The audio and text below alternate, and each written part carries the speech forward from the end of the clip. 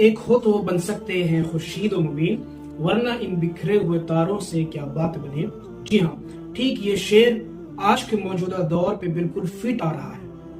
ہم جو ہے آپسی اختلاف میں، آپسی انتشار میں، آپسی کنٹراڈکشن میں ایک دوسرے کو ماپنے میں لگے ہوئے ہیں کہ کون کتنا بہتر ہے، جی نہیں بلکہ کون کتنا گھٹیا ہے، کون کتنا رذیل ہے، اور کس کی عزت سب سے زیادہ سستی اور نقلی ہے۔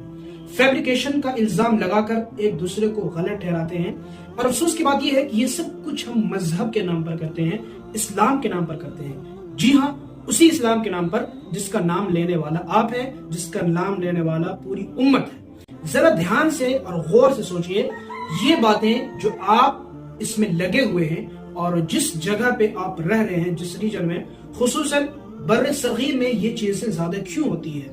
کیوں ہر کوئی اپنا دین بیچ رہا ہے؟ کیوں ہر کوئی